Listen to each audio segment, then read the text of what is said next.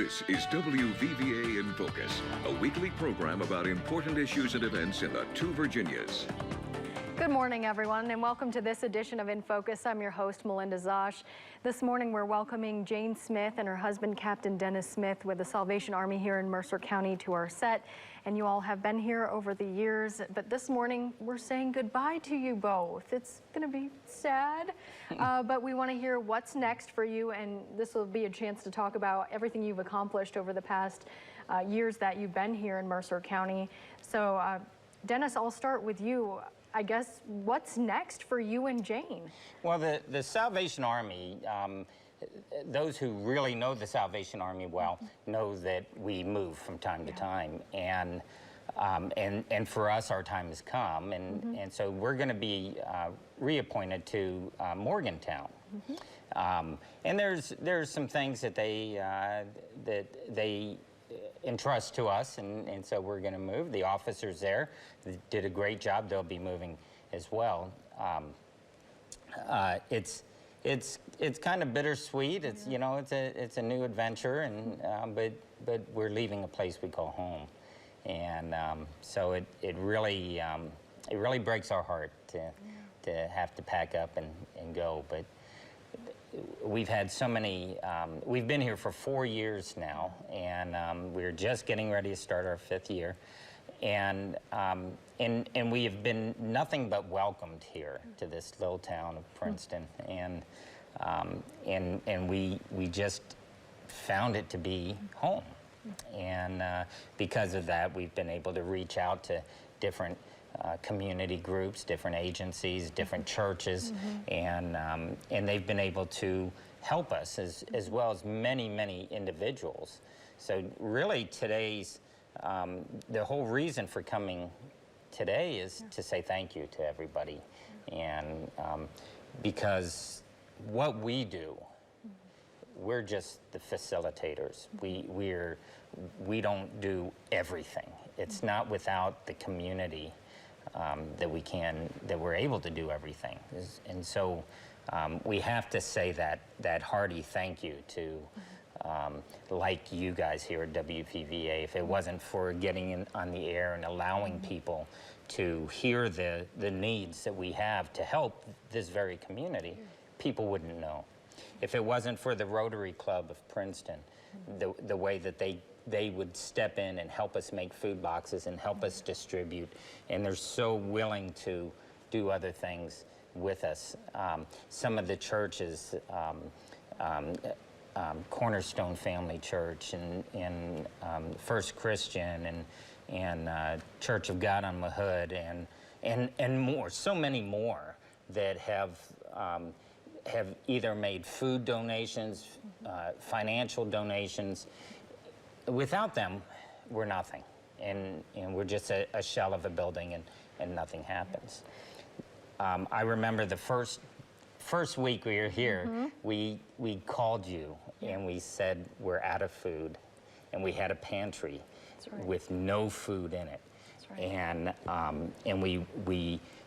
we had our office manager call and set up appointments, and we went in the church and we prayed and we prayed, and within a couple weeks,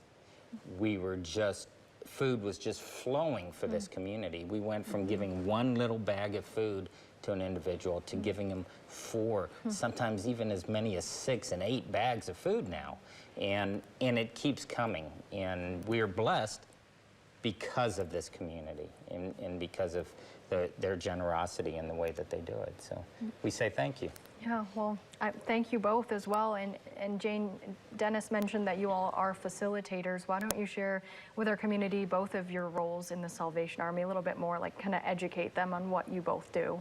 So I am the program girl, so I'm always trying to figure out ways to get the kids to come to the Corps and to find different ways for them to have something to do and also bring God into that picture. None of this could happen without our prayers and without the community. I also am in charge of the Angel Tree program, which is our supplementing Christmas for families in this community, which has been phenomenal because without the help of grants and Walmart and Concord University and the hospital, and we wouldn't be able to have, a lot of kids would have gone without Christmas. And during the rough times, COVID, you know, 2 years of COVID, that was rough. And so getting that organized, in place, getting my volunteers, I mean, you just can't do that. It takes a community really to do all that. And it's just hard to say goodbye to all that because we are so grateful and so blessed.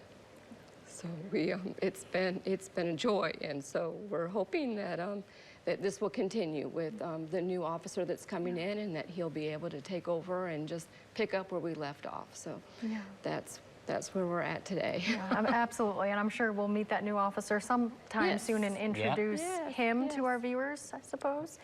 That would be good. So looking ahead to what's next in Morgantown, will you two still be doing the same roles that you've been doing here in Princeton and Bluefield and Mercer County up there in Morgantown, or is your role different up there? It'll probably still be the same.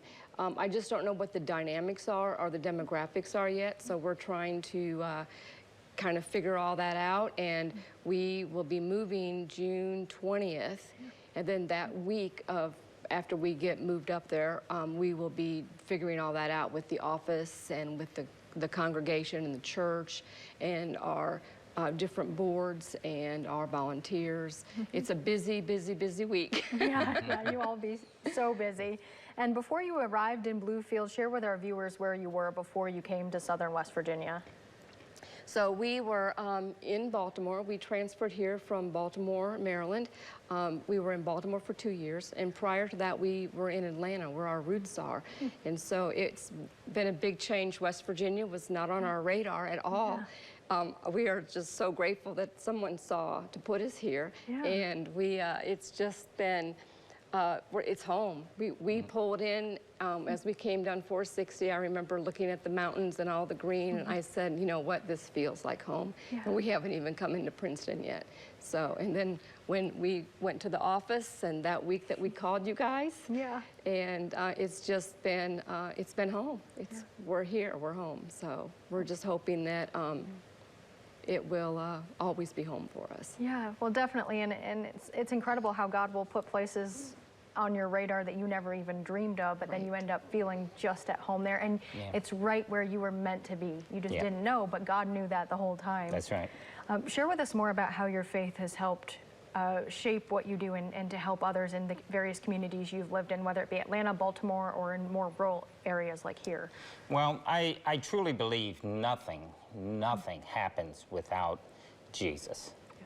And we have in our lives, we have thought that we were struggling, and right when we needed things, it happened. Right when we needed to consider our career changes, because we are second career people. So right when we were trying to figure out where our next role will be in life, God came calling. And he says, ministry, that's where it is. So we jumped on board, to sort of speak. We went to the Salvation Army, has its own seminary school for the Southern Territory, as we call it. It's in Atlanta, Georgia, so we didn't have to go very far. But daily prayer, not only for us, but for everybody around us, becomes so important, because we have to be in tune. And probably the thing that I talk about the most or preach the most is that we as a community, we have to stand as one. We can't stand as one group of people does one thing, one does another, one does another, and expect that, and everybody expects to get to gain credit or gain a bigger piece of the pie, to sort of speak. We will all fail when we try to do that. We have to come together, and we have to treat people in this community as one family. And if we do that, we will be successful. That's my prayer every single day, that we do those things. God's blessed us. He has. Well, we have much more to talk about, including a look back at a recent hometown hero story that our Josh Bolden did. We're going to play that for you right after the break. We'll be right back.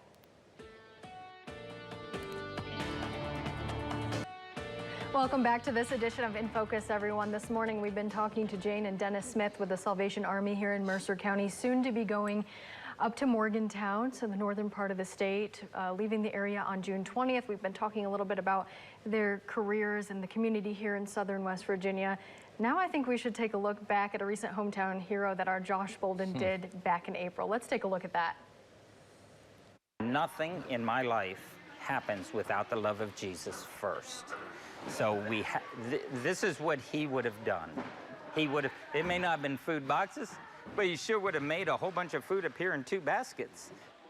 Can upon can, box upon box, it is Food Distribution Preparation Day for the Salvation Army in Princeton as it readies to provide a hand up, not a handout. I just care about people, and it makes me feel good.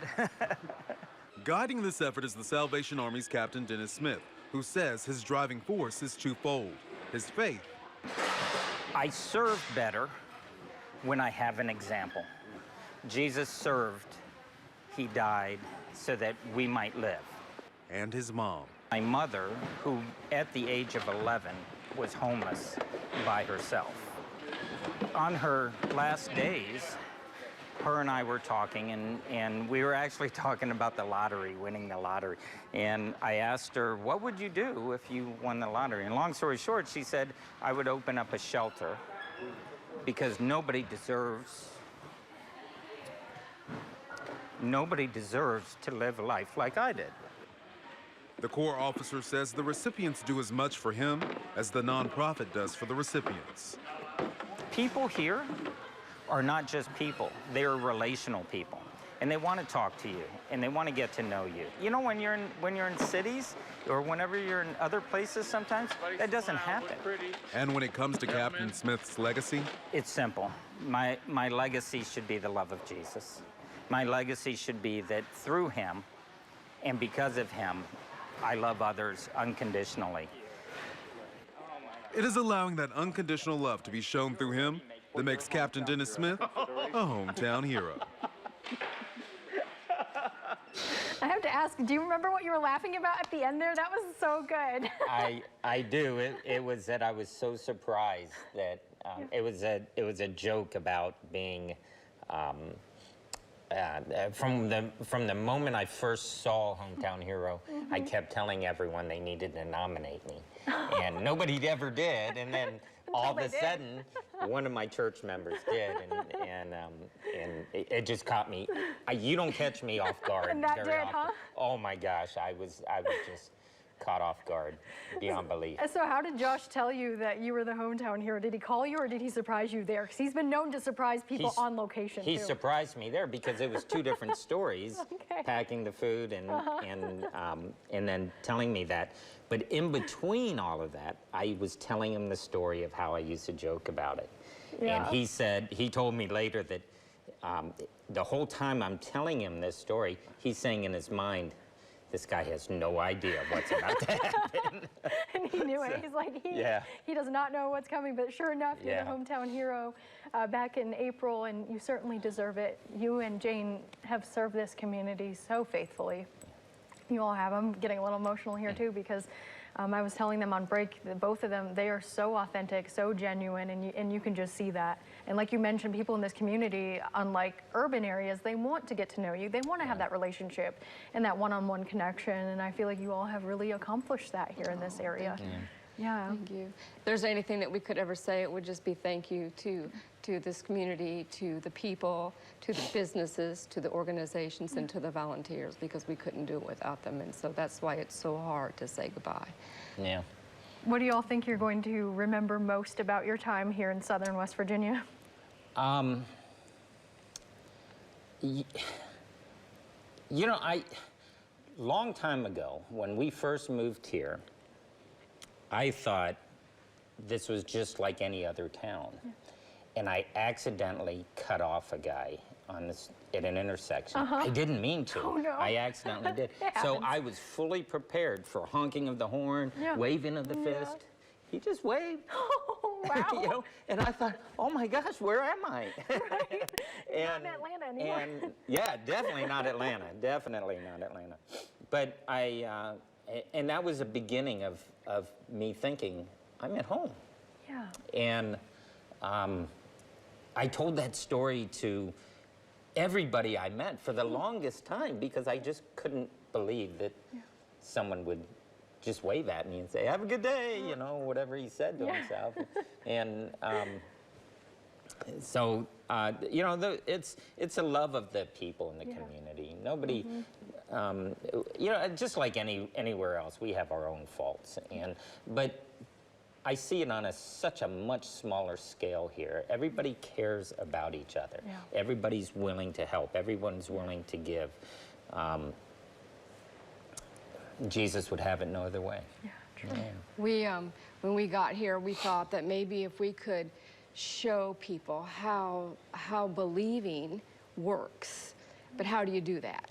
And so we just prayed, like you said, we went to the chapel and we prayed, and we were able to say, look, God was able to make food come out of the sky in a figurative way and provide our pantry with food so we could feed our community. We had a vehicle breakdown, and we had someone donate to us a bus. I mean, it was just one thing after another, and just different ways that God was shining through, and we were able to have a physical sense to what was happening. And we kept saying, no, this is not us. This is not the Salvation Army. This is not Princeton. This is not the United States. This is God meeting a need. And that was the most rewarding thing that has ever, it's never happened to us like that either. So it was a new sensation and a new feeling coming through. And so that's what we're always going to remember, is how without any finances or very little finances and very little manpower, how we were able to provide. And I used to run a shelter for the Salvation Army before becoming a minister, and I was always on, my motto was, work with what you have, don't worry about the rest. And it just seemed to be that, just seemed to work. And so I'm grateful beyond, beyond whatever I could say thank you. I could never say thank you enough, because it's just rewarding. Yeah, and this community is very giving. Like you said, someone donated the bus, and just when you think, like, okay, how are we going to make this happen to meet the needs of the people here? Someone steps in, God works through them, but they step in almost like at the right moment. Right. In need. Well, we do have to take another quick break, but we'll have more to talk about coming up after this before we say goodbye finally. We'll be right back.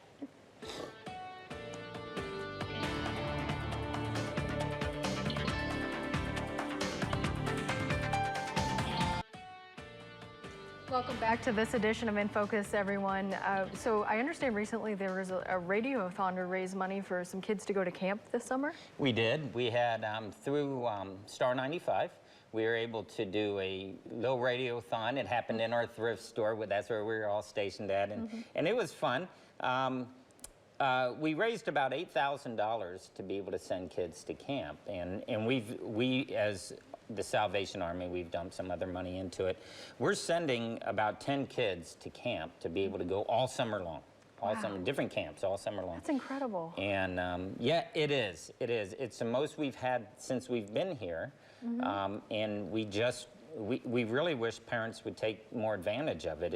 It's a time for kids that they get to do something they would never, ever get to do otherwise.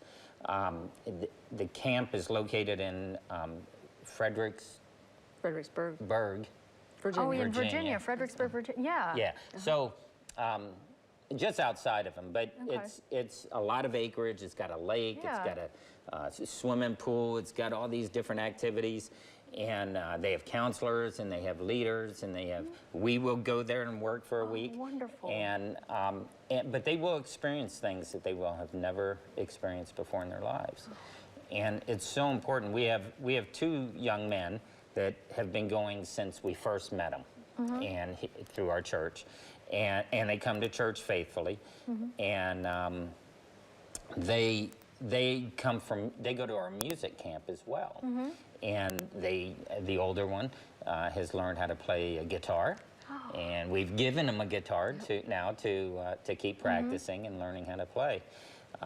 It's just, again, it's something that he would never have been able to do otherwise.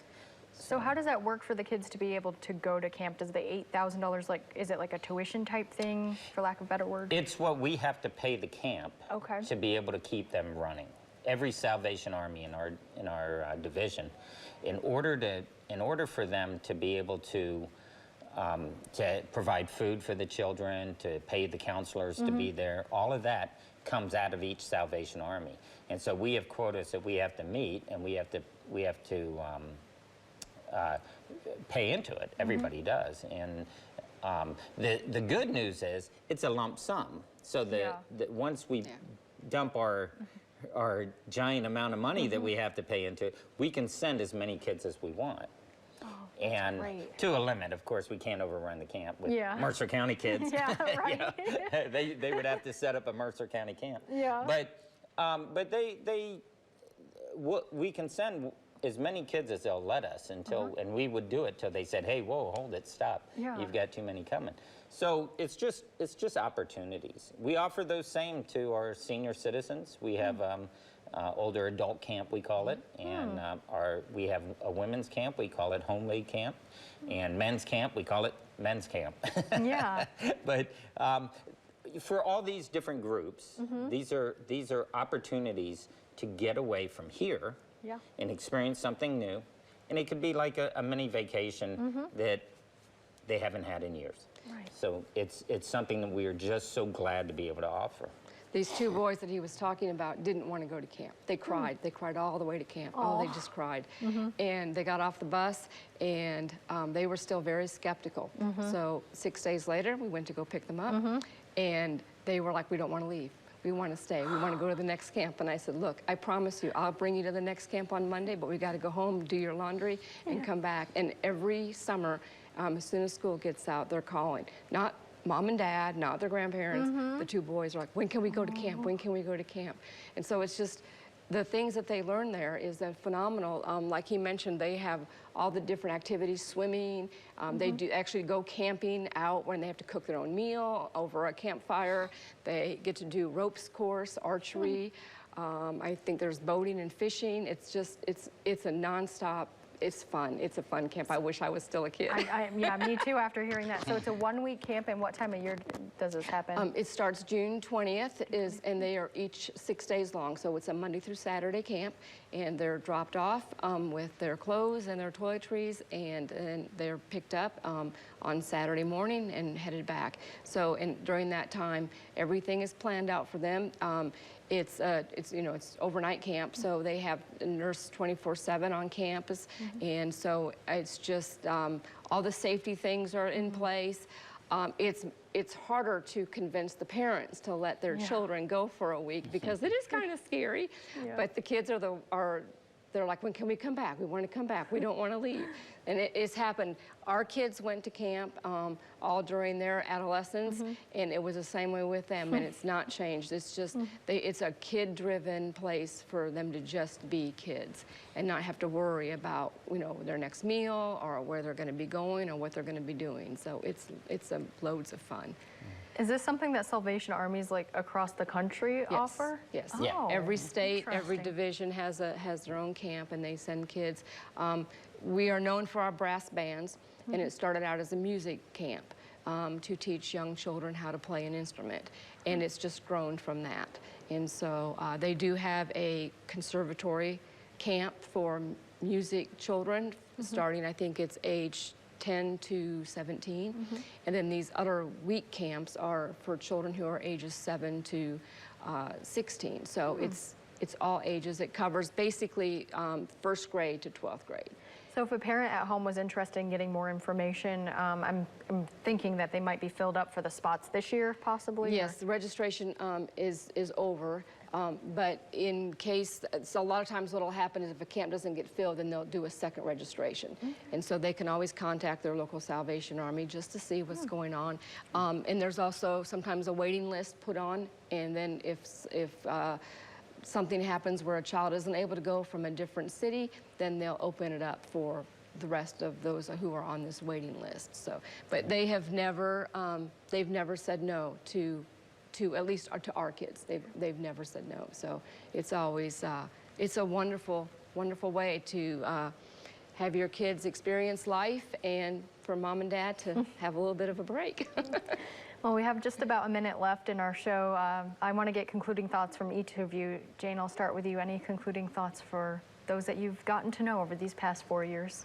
I'm very grateful for the friendships that we've formed, and I'm grateful for the opportunity to be in their lives. But more importantly, it's what they've taught me and the lessons that I've learned. Even in my second career job, it's every day is a new experience, and these lessons will always be with me. I think with both of us actually, and they're people. They're just people, and they're beautiful. They're beautiful people. Yeah. Well, Dennis, we have about 20 seconds left. I think the biggest takeaway from our 4 years here is that we have a new family. Yes, yes. And we love them. Yeah.